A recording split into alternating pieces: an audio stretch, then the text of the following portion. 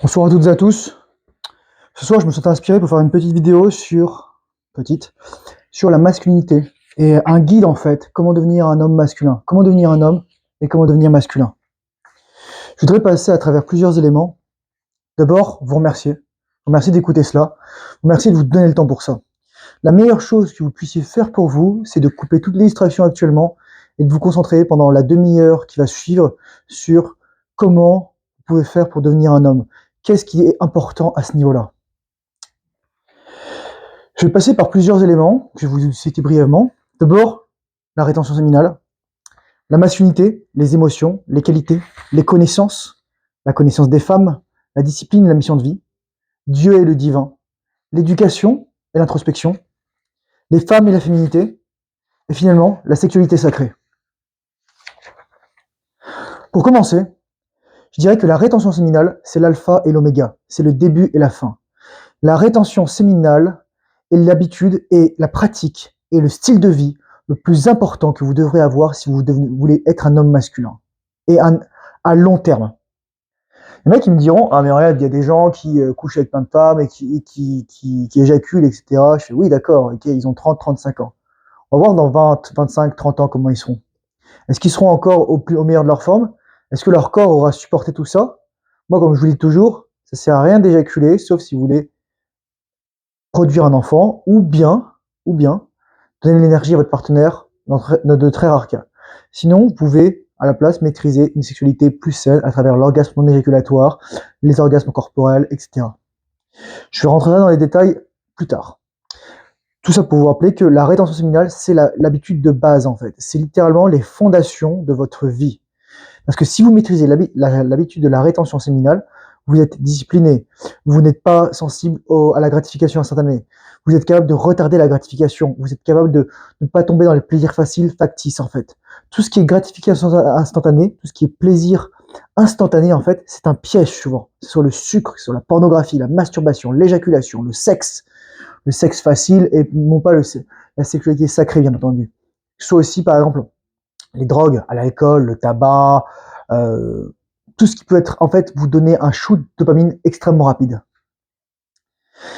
Comme je le dis souvent, donc dans la masculinité, le plus important, c'est la gestion saine des émotions, tout autant positive que négative. Car le plus important, d'abord, pour être capable d'avoir des émotions positives et négatives saines, il faut avoir la force de les assumer. C'est-à-dire, si vous pesez 40 kg pour 1m80 et que vous vous mettez en colère, personne ne va vous prendre au sérieux. Mais si vous pesez 85 kg de muscle ou vous faites 1m80, là les mecs ils vont se dire peut-être que je vais réfléchir à deux fois. Il faut que vous ayez les moyens de vos ambitions. Et dans le cadre des émotions, je dirais que donc il y a les émotions positives et négatives. Les émotions positives, ou l'émotion positive la plus forte, c'est le bonheur, c'est la joie, c'est l'euphorie. C'est important d'être capable de vivre ces émotions parce que justement, on a toujours des hauts et des bas émotionnels, mais aussi par exemple pour les femmes beaucoup plus marquées au niveau hormonaux, mais aussi pour les hommes dans une certaine mesure. Et la capacité à avoir de la joie, c'est aussi la capacité à faire preuve de gratitude en fait. Et la capacité à faire preuve de gratitude, c'est la capacité à faire preuve d'humilité. Et donc en fait, c'est un trait très masculin que d'être capable de comprendre qu'on peut toujours apprendre, que d'être un étudiant permanent tout en étant un maître dans son art. En ce qui concerne les émotions négatives, je dirais qu'il y en a 4 principales. Il y a la tristesse d'abord, la tristesse, la mélancolie, par exemple lorsqu'on doit faire un deuil. Et c'est important de vivre aussi ces émotions. Elles nous disent quelque chose sur nous-mêmes. Elles nous disent qu'on est en train de traiter, de process quelque chose. Ensuite, je dirais qu'il y a la culpabilité. La culpabilité, c'est, ok, comment je peux devenir meilleur? C'est un peu proche de la honte. La différence entre la honte et la culpabilité, c'est que dans la honte, il y a le regard des autres, et dans la culpabilité, il y a une sorte de responsabilité. Et c'est intéressant, la notion de responsabilité, parce que c'est souvent ce qui va faire de vous un homme, en fait. La capacité à assumer les responsabilités et surtout à assumer les conséquences de vos actes, de vos émotions, de vos paroles, de vos pensées, c'est ce qui fait de vous un homme, ce qui fait de vous un adulte. C'est selon moi un des traits les plus importants. La troisième émotion négative, c'est, donc je disais, la honte, dans une certaine mesure. Et la quatrième émotion négative, c'est la peur. La peur, c'est l'émotion primordiale. L'émotion primordiale. Et la peur, souvent, elle est rattachée à la colère, parce qu'en fait, la colère, c'est la dimension agressive de la peur. Et la peur, c'est la dimension fuyante, paralytique de la colère, je dirais. Il y a toujours les deux qui sont liés, en fait, et qui sont intimement liés. souvent quelqu'un qui a vraiment très peur va se mettre souvent très en colère ou va avoir de la haine, une forme encore plus viscérale de la colère selon moi. La colère peut être positive lorsqu'il est censé mettre en place des limites. C'est-à-dire que si quelqu'un rentre dans votre espace, bah, vous pouvez vous énerver en fait. Vous pouvez montrer, il y a des conséquences en fait. C'est ça en fait, montrer qu'il y a des conséquences à certains comportements extérieurs. Et la peur aussi, moi je disais souvent, la peur est intimement liée aussi avec le courage, puisqu'il n'y a pas de courage sans peur. Winston Churchill disait, le courage, c'est la peur qui dure 1 minute de plus. Il disait aussi, le succès n'est pas final, l'échec n'est pas fatal, c'est le courage de continuer qui fait la différence. Ainsi, en plus des émotions, il y a les qualités et les défauts. Je dirais que la capacité à connaître nos forces et nos faiblesses est aussi un trait extrêmement masculin, puisque c'est un trait de connaissance de soi. Qui dit connaissance de soi dit capacité à prendre du recul, à capacité à gérer ses émotions, à se dire ok, j'ai appris une leçon, qu'est-ce que j'apprends sur moi, comment je me connais. Noti, Seoton était-il inscrit sur le temple de Delphes. C'est ce qui veut dire connais-toi toi-même. Et la suite de l'inscription, c'était et laisse le monde aux dieux. Qu'est-ce que je veux dire par là? C'est que c'est important de, quand on connaît ses forces et ses faiblesses, savoir où est-ce qu'on peut exceller. Et ça va faire un lien aussi avec la capacité, comment on peut contribuer au monde, comment on peut gagner des ressources. Quelles sont nos forces, quelles sont nos capacités, qu'est-ce qu'on apporte dans ce monde en fait. Et lorsqu'on a des faiblesses, on peut faire 3 choses. 1, les ignorer, mauvais. 2, les compenser, les combler. Ça, c'est souvent lorsqu'on dit, par exemple, moi, il y a des choses que je peux combler parce que je suis pas trop fort en mathématiques, je peux m'entraîner là-dessus, mais j'ai mes limites. Et la troisième chose qu'on peut faire, c'est bien s'entourer. En anglais, on dit network is your net worth. En gros, littéralement, votre réseau, c'est littéralement votre valeur nette. Et c'est important finalement ça, parce que c'est aussi important de savoir qui est-ce qu'on connaît, qui est-ce qui nous connaît. Dans ce cadre-là, je dirais que le plus important, c'est de mettre en place une fraternité, une dimension de camaraderie, de compagnon, de compagnonnage. Et c'est pour ça qu'aussi j'ai créé cette chaîne en fait, et j'ai créé cette communauté. Un peu, je dirais, de manière spontanée. Peut-être que je vais mettre en place d'autres systèmes a posteriori, par exemple, ça pourrait être un Discord, ça pourrait être des choses comme ça. Pour l'instant, je fais cette vidéo et on verra. L'autre élément, le troisième de la masculinité, c'est la connaissance. La capacité à savoir ce qu'on connaît, à savoir ce qu'on ne connaît pas en fait. C'est la conscience de notre connaissance.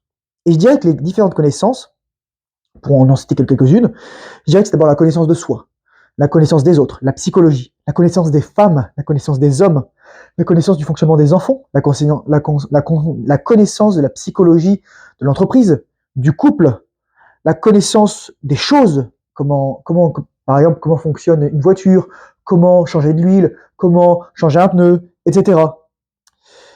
La connaissance aussi de comment créer de l'argent, comment on crée de la valeur finalement, comment est-ce qu'on peut, il y a quoi comme moyen, est-ce qu'on a obligé d'en avoir un emploi, est-ce qu'on peut être entrepreneur, est-ce qu'on peut proposer un service, est-ce qu'on a des compétences spécifiques, par exemple en vente, en négociation, en capacité à générer des prospects, à créer des contrats, à, je sais pas moi, trouver ce qui vous convient en fait. Finalement, le but, c'est d'avoir des compétences applicables, des compétences qui vont avoir un impact direct, matériel sur ce monde. Ça pourrait être, par exemple, vous êtes ébéniste, vous êtes menuisier, vous êtes charpentier, vous êtes briquetier, vous êtes maçon, vous êtes électricien, vous êtes plombier. Choisissez. Il y a beaucoup de choses. Le quatrième point au niveau de la masculinité, je disais, c'est la connaissance des femmes et des hommes. C'est connaître, comprendre les mécanismes et les programmes. Et c'est ça qui est le plus important dans la red pill, en fait. Il y a différentes interprétations de la red pill et je vais vous donner la mienne. La blue pill, ça serait, au niveau des relations hommes-femmes, soyez sympa. Non, ça c'est un mythe, les gars. La red pill, ça serait, soyez le meilleur homme possible, soyez un alpha, en fait. Soyez un homme dominant, comme je l'ai dit dans ma précédente vidéo. Et une autre version de la red pill qui serait, ignorer les femmes. Et ça, pour moi, c'est un côté victime. Je pense notamment à Rollo Tomassi ou à Rich Cooper. Il y a des éléments très bons dans ce qu'ils disent, mais aussi des éléments très mauvais. Le mec avait une fille, le mec avait une femme, elle a 42 ans, elle a divorcé, et c'est sa faute à elle. En gros, lui, il est irréprochable. D'ailleurs, le mec a 42 ans, il est sous thérapie de remplacement de testostérone ou thérapie de remplacement hormonal parce que simplement, en fait, ils connaissent pas la rétention séminale. Ils prennent pas soin de leurs hormones, ils mangent n'importe comment, ils font pas autant de sport qu'ils devraient, etc. Et c'est triste en fait parce que justement, moi c'est une des red pills que j'essaie de donner, c'est littéralement la sexualité, ça se limite pas à l'éjaculation pour les hommes. Au contraire, bien au contraire. C'est la red pill sexuelle d'une certaine mesure qui est en fait la red pill de toute votre existence. Pour ceux qui ne le sauraient pas par ailleurs, le terme de red pill est associé avec la blue pill avec le Matrix 1. C'est en fait le choix de rester dans le monde, le blue pill ou red pill, et voir un choc de réalité.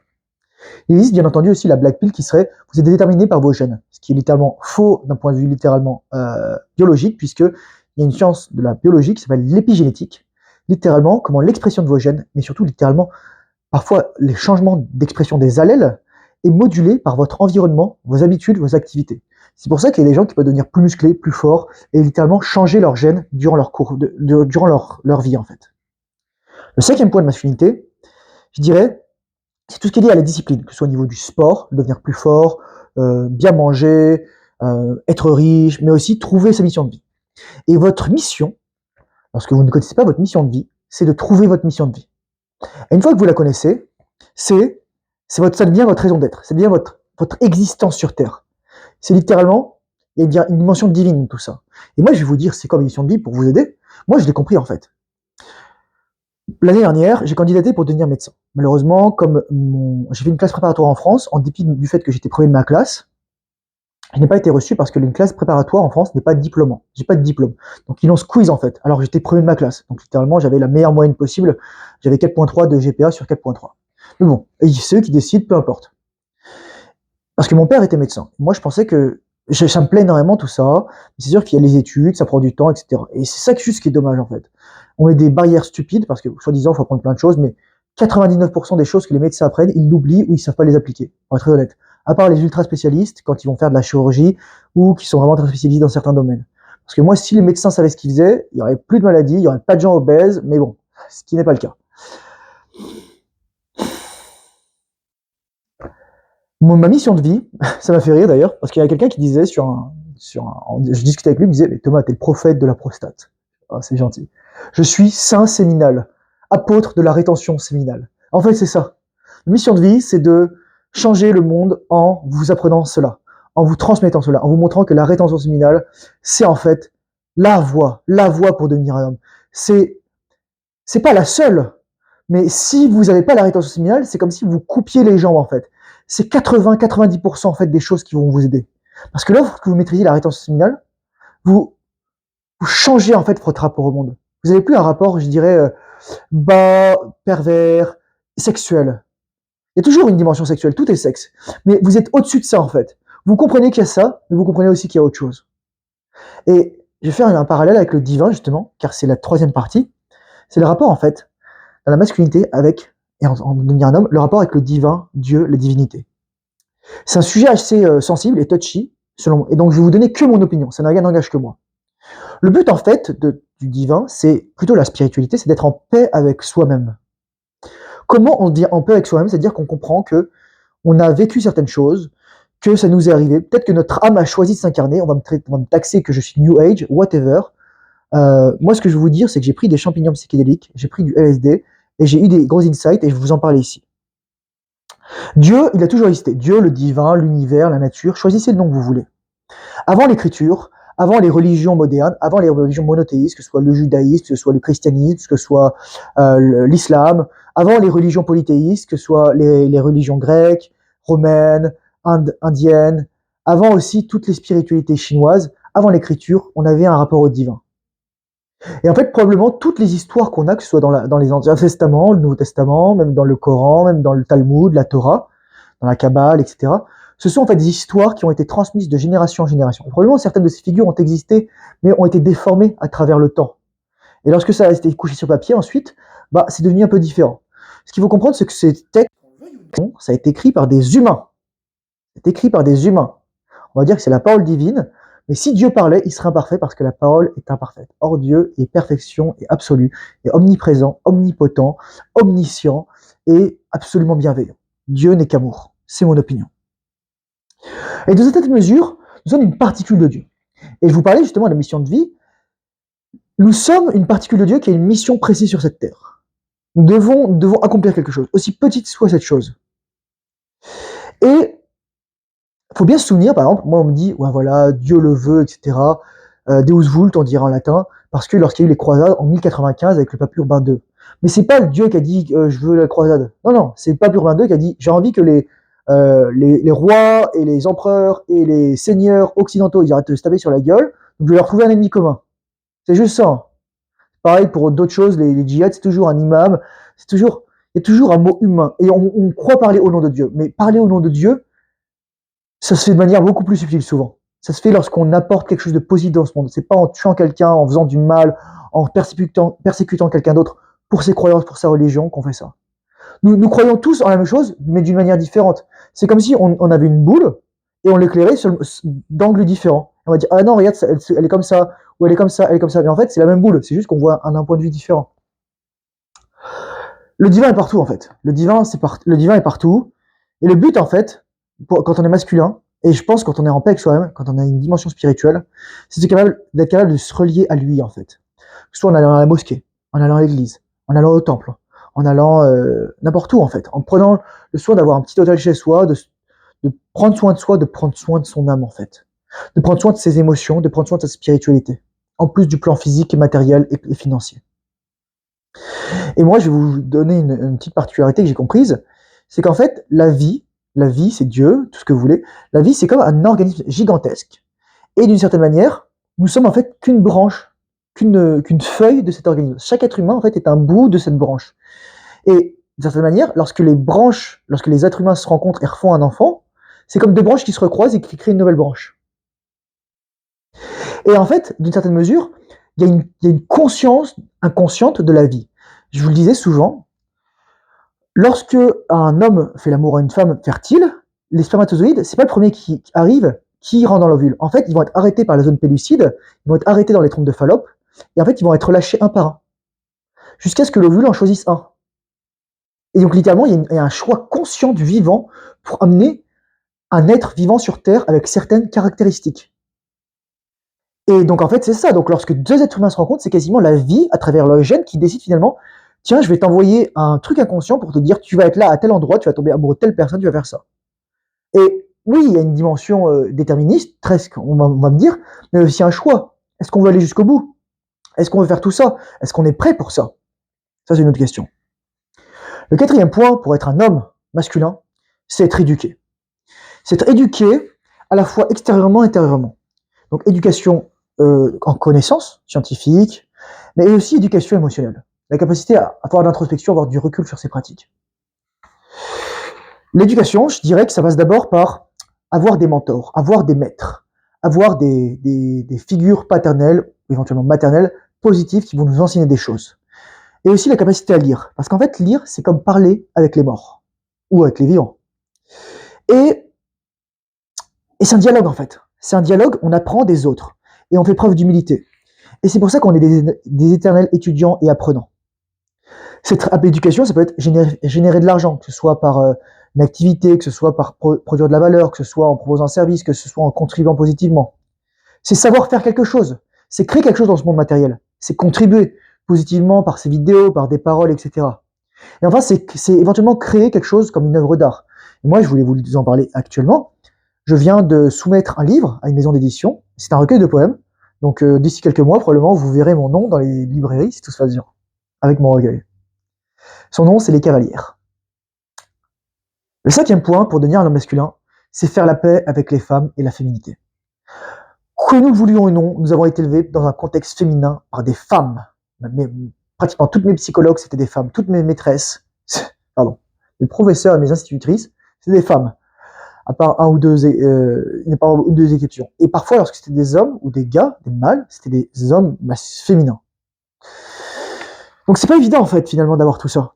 Mais faut faire la paix parce que même en dépit du discours actuel qui dit que la masculinité est toxique et de l'absence de figure paternelle ou fragile ou faible ou de père décédé, c'est à nous en fait de devenir des hommes par nous-mêmes. Comme je vous le disais, on a le choix entre avoir le mindset de victime ou se sortir les doigts littéralement et devenir un homme. Et en fait, avoir notre but et surtout gérer nos émotions, montrer qu'on a une mission de vie. Vous êtes un homme avec une mission et c'est pour ça que les femmes vous suivront. Lorsqu'on comprend les femmes, en fait, on comprend pourquoi elles nous testent. Le but, lorsqu'elles nous testent, c'est de s'assurer qu'on sera prêt lorsque ça va être la merde. C'est pour ça qu'une femme, par exemple, lorsque elle va vous demander du leadership, on mange quoi ce soir? Bah je sais pas, qu'est-ce que tu veux? Une mauvaise réponse. on mange à tel restaurant, parce que vous connaissez ses goûts, parce que vous avez réservé, parce que vous avez anticipé, parce que vous savez ça en fait. T'as vu, Machine, elle fait ça dans sa relation, Cindy, elle fait ça. Pourquoi on fait pas la même chose? Parce que t'es pas Cindy, et parce que c'est moi qui dirige la relation. Leadership. Ah ouais, non, mais j'aime pas ce que tu fais là, écoute, tu me saoules, donc va chier. Ok, pas de problème. Excellente journée à toi. Vous vous éloignez. Parce que vous avez l'ancrage dans votre émotion, parce que vous savez qu'en fait, une femme va agir sur ses émotions, parce qu'elle a besoin de vivre ses émotions, et parce que vous comprenez que ce qu'elle vous dit, en fait, c'est d'une certaine manière pour que vous devenez meilleur, et voilà. Donc le but, c'est de ne pas le prendre personnellement. Comme je vous rappelle les 4 accords Toltec, que votre parole soit impeccable, ne prenez rien personnellement, ne pas faire d'hypothèses, faites de votre mieux. Et là, le dernier surtout, faites de votre mieux, car vous n'êtes pas parfait, vous êtes humain, vous êtes faillible. Et nous aussi, les hommes, comprenons nos mécanismes. La polygamie versus l'hypergamie. Lorsque nous faisons la paix avec les femmes, en fait, nous comprenons la complémentarité qu'il y a entre les hommes et les femmes. Et nous comprenons aussi qu'elles font ça parce qu'elles voient en nous un père potentiel. Elles doivent s'assurer que nous serons là pour leur famille, que nous serons capables de fournir de l'argent, de les protéger, de procréer aussi, et surtout d'être ancrés et d'être bienveillants, d'être forts, d'être respectueux, d'être le père que nous aurions souhaité avoir. Soyez l'homme que vous auriez souhaité avoir comme père. Ça, je vous le dis souvent. Soyez l'homme que vous auriez souhaité avoir comme père. Finalement, dans tout ça, je dirais que le plus important pour devenir un homme masculin, c'est avoir une sexualité sacrée. C'est plus être l'esclave de ses désirs sexuels. C'est pratiquer la rétention séminale. C'est maîtriser l'orgasme non éjaculatoire. C'est comprendre comment fonctionne la femme et le corps de la femme. C'est être capable d'assouvir les désirs de la femme, tout dépendant de sa personnalité, de ses souhaits. Et je dirais aussi, c'est être capable de gérer les vertus tout en évitant les vices. Par exemple, la chasteté, dans le cadre de la rétention séminale, ou le célibat, est une des 7 vertus cardinales de la religion chrétienne. Tandis que l'autre serait, je dirais, ça serait the lust, l'envie, le désir non contrôlé en fait, le désir dont on est l'esclave. Et lorsque nous avons une sexualité sacrée, finalement, lorsque nous retenons notre essence, nous honorons nos ancêtres et nous honorons notre corps. Il y a une ligne je crois, dans God of War, avec Kratos, qui dit « Don't be sorry, be better ». Ne sois pas désolé, deviens meilleur. Et c'est sur ça que je voudrais vous laisser. Je vous souhaite beaucoup de courage, je vous souhaite beaucoup de paix, d'amour, de masculinité, de rétention. Je souhaite courage, force et honneur. Et comme je dis toujours, ce sont mes valeurs. Ce sont les valeurs que j'essaie de vous transmettre. Car un homme de valeur, c'est un homme qui a des valeurs. Courage, force et honneur. Bon courage sur votre chemin. Meilleur des succès. Excellente soirée.